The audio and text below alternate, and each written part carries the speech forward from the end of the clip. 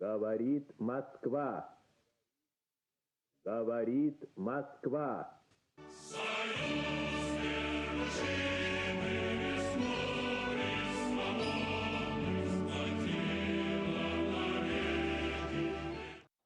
Përshëndetje nga unë Kastriot Myftaraj këtu në Radio Televizionin Ora.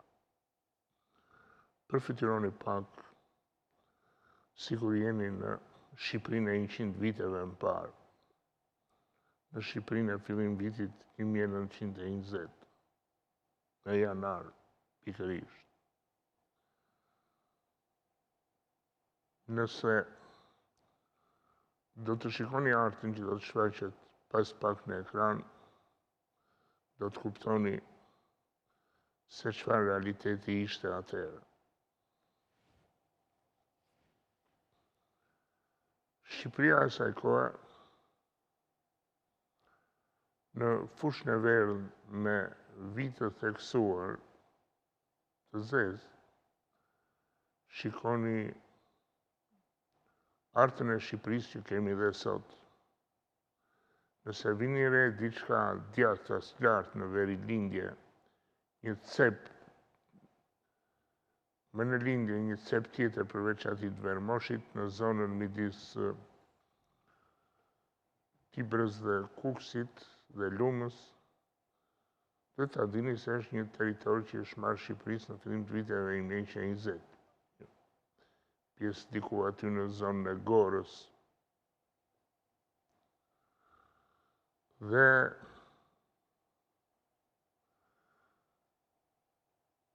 do shikoni një pjesë me ngjyrë të errët në mes. Të gjitha këto janë ato projekte që u bën dhe po zbatoheshin në atë kohë,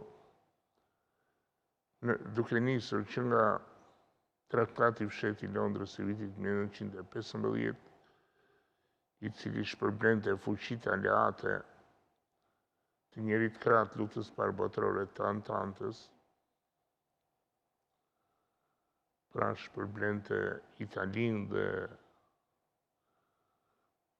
fuqitë slave në veri, Malinezi dhe Serbinë, që pas luftës u bashkuan në një shtet të përbashkët serbo-kroato-sloven u quajnë fillim dhe pastaj u quajt Jugosllavi pak më vonë. Në jug shpërblehet Greqia e shikoni bien, ndërsa me një ngjyrë kafe në perëndim në zonën e Vlorës, shikoni një territor që i jepet Italisë, pra Vlora me rrethinat e saj, Interlandin si quhet. Ky territor do të aneksoj, do të përfshihej drejt për drejt në shtetin italian, pra bëhej një, si themi, një njësi administrative e shtetit italian.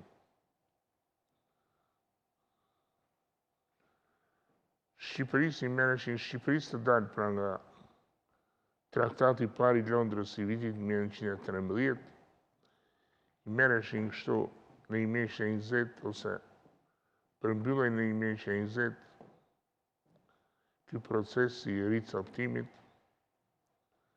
i merreshin pra mbi 10.000 kilometra katrorë dhe mbetej një Shqipëri që në jug e kishte kufirin në atë trekëndshin, në atë arkun më saktë, nga Fieri në Çorovod dhe në Pogradec, mbeteshin jashtë Tepelena, Gjirokastra, Saranda, Delvina, Korça, Kolonja. Në lindje mbetej jashtë Peshkopia, me atë pjesë të Dibrës që është sot në Shqipëri, kufiri që nga jugu i Peshkopisë, si shikoni, diqte rrjedhën e Drinit të Zi, deri ku bashkohej me Drinin e Bardhë, pra,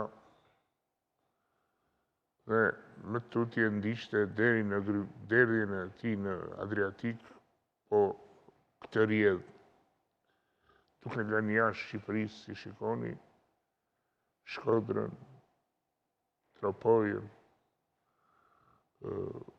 Kuksinasin, korën, pjesë që ishte në Shqipëri, marrësinë e madhe gjithashtu. Dhe shikojmë pra një Shqipëri të ricoptuar, e cila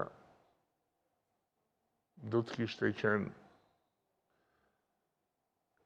deri më sot, ndoshta nëse do të kishte mbijetuar shteti shqiptar, por vështirë se do të kishte mbijetuar. Kështu ishte realiteti ku jetonin shqiptarët 100 vite më parë, saktësisht në janar, dhe këto nuk ishin thjesht dëshirat e armiqve tanë, ky ricoptim pra ishin edhe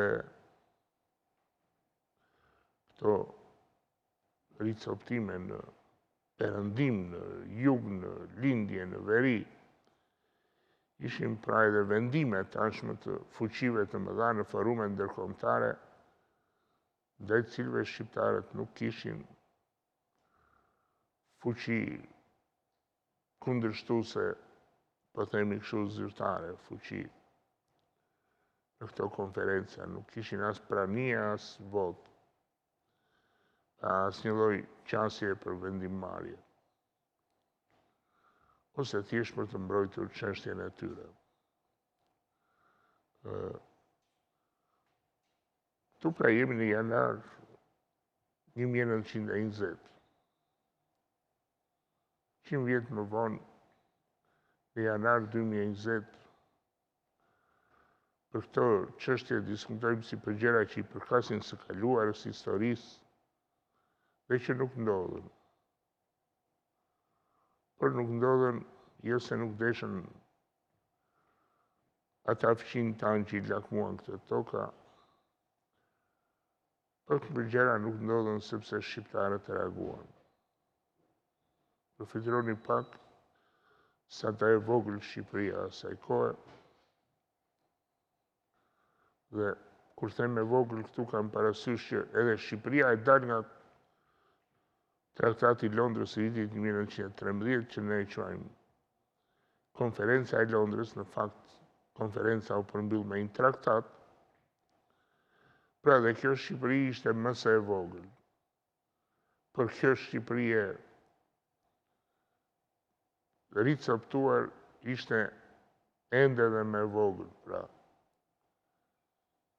Kjo Shqipëri me 18.000 kilometra katrorë midis Vjosës dhe Drinit të Bardhë dhe Drinit të Zi, dhe Adriatikut në anën tjetër.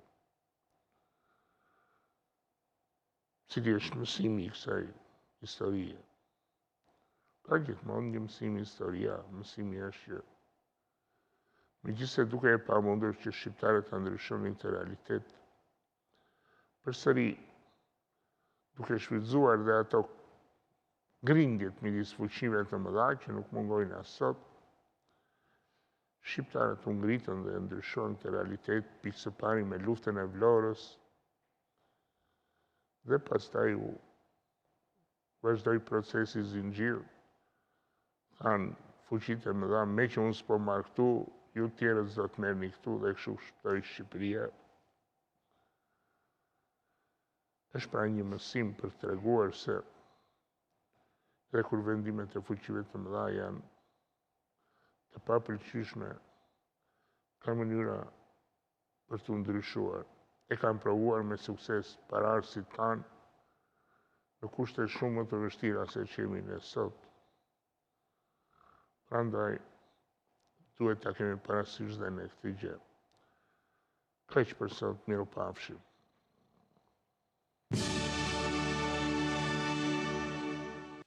Говорит Москва. Говорит Москва. Союз вершин.